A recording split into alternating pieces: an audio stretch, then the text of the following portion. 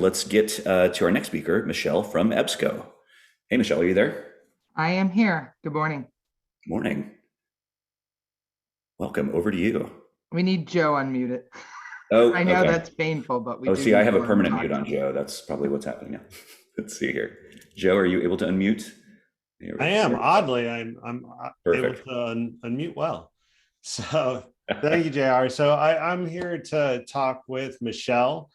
She recently just had a job change. So she is now the Cloud Financial Operations Lead at EBSCO, as well as one of our ambassadors to the program at our FinOps program.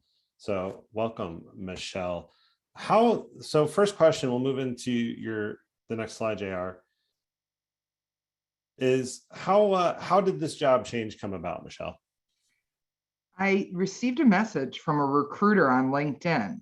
It turns out that he saw that I had put my badge up like we'd been instructed to do and that I was certified as a practitioner. He had a client who was looking for a FinOps role, and he was very familiar with placing DevOps engineers, but he knew very little about the role of a FinOps engineer. And it turned out he was actually an alumni at Roger Williams. And as I have my niece going to school, she's in her first year of law school, what I had learned was they often depend on alumni for networking, and it's critical. So a courtesy call back to him, just even to make the connection for the Roger Williams piece of life. And also because I knew I could educate him on the FinOps Foundation and what we do and the great job board we have, because he was having difficult finding a place to recruit someone. And then after talking with him, he asked me if I would do him a favor and have the call with the hiring manager so I could give him a little bit of background about the FinOps world as well. So I did the call with the hiring manager, and it was really great. We hit it off. He was known as Mr. Spreadsheet. And we started talking, so that just hit home to me. So we started talking about what he was looking to do with the role, how he wanted to do more automation. And, we talked a little bit about the foundation and, how I was utilizing the tools. Long and short, he asked me if I would do an interview for the role. And I said I would. Here comes the great part, Joe. It's a 4-hour interview. 4 hours. That's Like, exhausting. what did I agree to? Can you put up the next slide, please? So tell us about what 4 hours. 4 hours of talking FinOps interviews. What was that like? So it consisted of a panel interview. And then from there, we had individual breakout sessions. And this is when all of a sudden the FinOps personas really became real to me, because I was doing some initial research in the people that I was going to be interviewing with, trying to figure out who they were and what their roles were. And that's when I started realizing, okay, this is an executive, this is someone in the finance area. And that helped me prepare for the questions that they were going to be interested in and their areas of focus. I actually flubbed the panel interview. It was difficult to feel comfortable and field the questions, but I excelled in the individual breakout sessions because I was able to focus on those areas that I'd spent time with, learning the domains, capabilities, and the personas, because I was very familiar with that. And so the focus is when, your cloud business office wants to talk to you about governance and tagging defects, whereas your finance people want to know how you're going to get people to stay, within their budgets. And so it was really great because that really helped me prepare for the interview.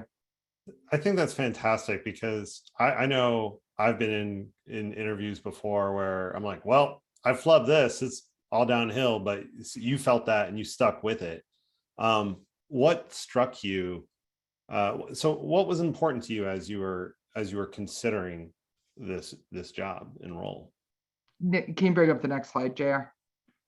So beyond salary and benefits, if I was going to make a change, I really wanted to think about what was I looking for. And I was looking for culture. That was one big part of, that I had worked for in corporate America for many years. And I wanted something a little different. And when I saw these success factors that EBSCO had, it really spoke to me about their culture. The other thing that I came across when I was interviewing was this product manager had left the company years ago, and he came back and he said it was like coming home to family, and he was very, very happy to be there. But he wasn't an anomaly. there were other people who had done it too. And I had never seen that, because unfortunately, usually when people move on, they just never go back. They move somewhere else and forward on their journey. And that was fascinating to me. And I ended up, speaking with him again about it before I accepted the role. And so that really made a difference. The other thing about EBSCO that I really found interesting, they focus on research database, and they're working on becoming a cloud first company. So I thought that was a great opportunity. And their areas of focus are university, libraries, and now they've broken into medical research, and that's growing, and they're saving lives with the work they're doing. And that's really a nice, good feeling to work for a company that's making a difference in people's lives. So that was another piece for me that was important. Next slide. Oh, you're already there. Thank you. So, Go ahead. You get reached out to by a recruiter, you have a connection with them, and you respond to them, and he saw the FinOps Foundation badge. You initiate a conversation, leads to an interview process that you prepared really well for, and you learn you like the company. How was it actually moving jobs? How was it leaving your former role? So that was really hard, because now all of a sudden I'm thinking about walking away from 12 years of building great relationships and having gone, through developing a FinOps practice, having a good team, doing migrations and everything. What's it gonna be like starting all over again? And the hardest part was saying goodbye to my SVP, who had invested so much in me and the opportunity to start in FinOps, and then also my mentor. And my mentor took me out to dinner as soon as I, told her I was leaving the company, I was going to be taking this role.